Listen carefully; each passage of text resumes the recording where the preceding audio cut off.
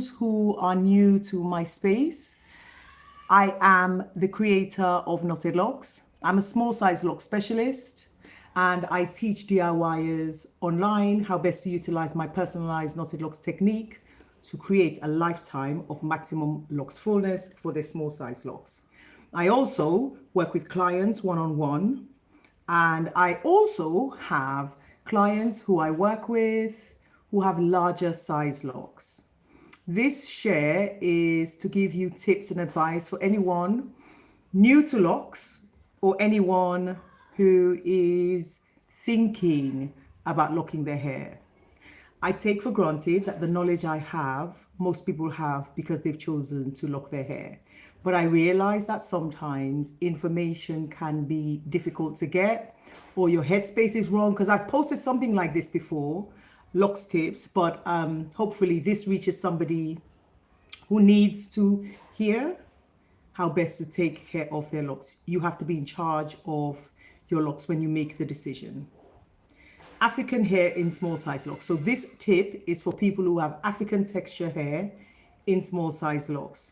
Whether your hair is tightly coiled or loose, I think these tips will help you. Right, firstly, and this is for everyone who has African texture hair, you need water. Water, water, water. Water is crucial for African texture hair. Now, African texture hair moves when water hits it, and that's a really important characteristic to always maintain. And that's simply because you strengthen your strands. So even when your hair is distressed, let's say, and you've had a really tough, tight session, when you wet your hair, you'll find that your hair is more relaxed with ease. It'll ease up. I cannot stress enough, water. Wet your hair frequently. What I normally do is drench my hair. I wet my hair under the shower.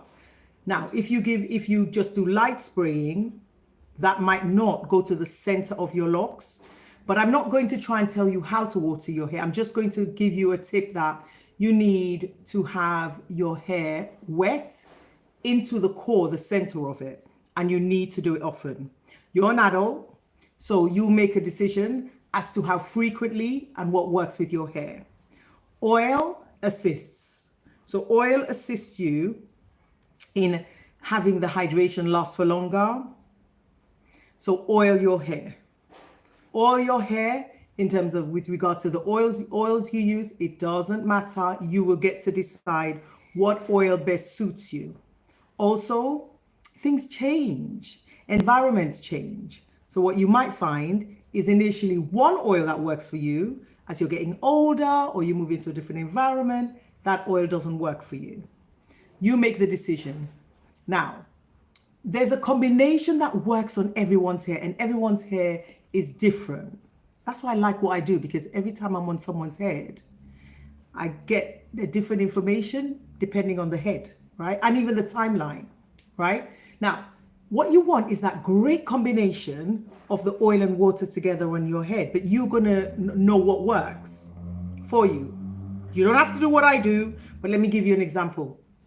So I drench my hair with water in the shower, and then whilst wet, I haven't even dripped it. I haven't even dried it with a towel. I would put castor oil on my scalp, just on my scalp. And then I would use almond oil, which is a thinner oil, along, right? So that's something you could do. You don't have to use exactly the same oil. Maybe your scalp needs something different from your actual lock. And when you're oiling, when you're wetting, as I said, make sure it goes to the core and make sure it goes to the end of the lock. And also when you're oiling, make sure it gets to the end of the lock. Oil and water is important. Now, when I work with a client, I will ask the client how they're doing. And the client will tell me, fine. Sometimes with the way they say they're fine and they talk to me, I know they're fine. But sometimes I know they're not. Let's talk about stress and how stress can affect your hair.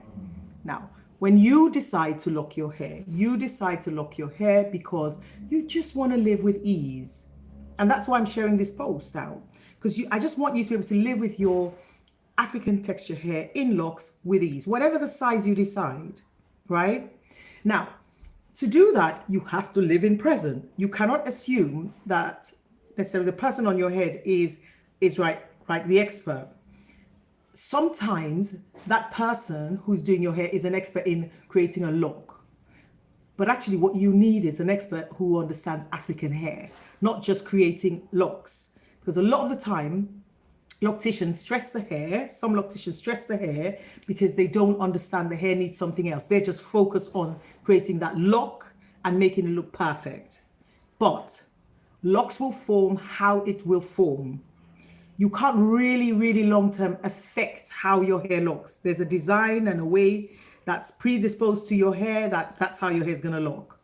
So when the person goes in and forces, i.e., you know, the interlocking where they thread it through and pull, thread it through and pull, that's trauma, that's stress. So that's one stress. And also the tightness, that's another stress. Sometimes with traditional locks, the larger size, they're put under a drier heat. Heat doesn't always work for everyone. Just be aware of that. Some people's hair cannot cope with heat at all, just like how some people's hair can't color, right? And some people's hair can color, and some people's hair can cope with heat. I'm from my hair can't cope with heat, even though when I was Sisterlocks for years, I was blow drying and tugging my hair, because that was the reason why I chose Sisterlocks, because that part of the literature said you could put extensions, you could put heat on it, you can curl it and tongue it. When I did that, my hair fell out. It made sense because when I permed, my hair fell out. It made sense. So I know with my locks, I learned the lesson because my locks fell because I put heat on it. So be aware that if your loctician, part of their locks care regime when you go and get your hair retwisted or re-interlocked is to put your hair under heat, that might be damaging to your hair. And the damage shows in different ways. I mean, I've seen damage from the hair being broken or the lock stretching off or bald patches. It shows in different ways. When you decide to lock your hair, you have to pay attention. Don't be absent-minded and think because you've locked your hair, fine, it's just going to lock. You have to begin to understand your stress points, for example. Which parts of your hair show stress more? Those parts that show stress more, when your loctician's handling that area, they should handle it differently. So let me explain. When I'm working with a client and a client says, I'm fine, maybe their stress point is here or their stress point is here, I can tell that they are experiencing stress on their head. And the way I touch that area, that zone, is different from how I would usually touch it. And I don't tell them necessarily that I know they're stressed because not everyone wants to discuss their business or their stress with me. But I know I change my hand. I know I wet there, like that area will be saturated more, and I'll touch that in a softer way. And I will also leave a bit of room. It's all right to feel the vulnerability of that strand. And because I know I'm the one dealing with it and I know that client looks after their hair, it's all right for me to just take care of that and let them go ahead and just process whatever they're going through, whether it's grief or stress or anything like that.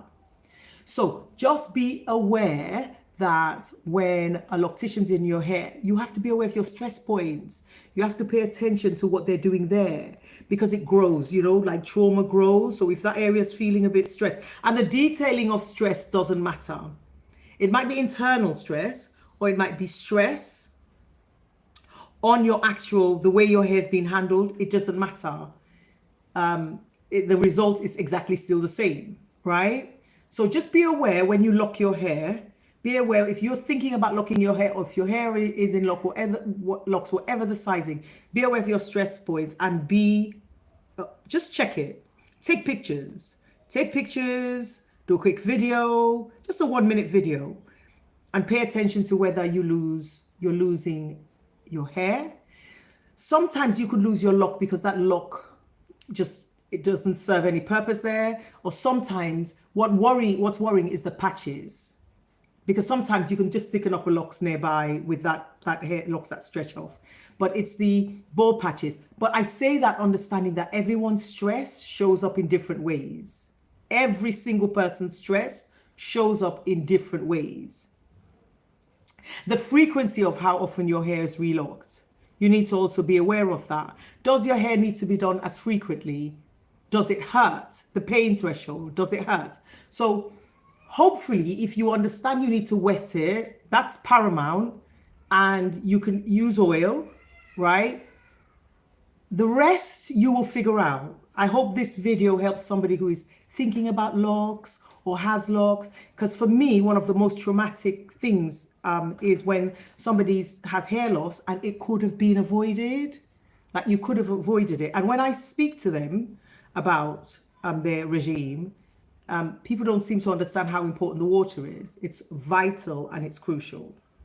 So I hope this message helps somebody who needs to hear tips on how best to actually have sustainable maximum fullness.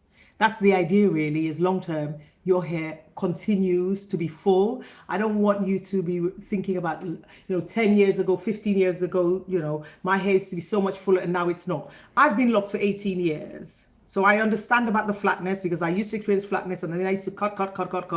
And I used to cut it in trying to introduce body to it. But now I realize it's because my locks were flat. And it's simply because it wasn't being oiled as often. It wasn't being wet, hydrated as often. I wasn't really taking care of it the right way. And that's because that was the rule. The rule was, you're told, don't put water, don't oil it, or don't put water, or avoid this, avoid that. And you don't realize that when your hair's been interlocked and pulled, it's being stretched. You don't realize that's a micro way to straighten your hair, right? So you might like the look, but if your hair doesn't like the feel, then it just doesn't work. I hope this message reaches somebody who needs these tips. Thank you for watching this post. Take care of yourself.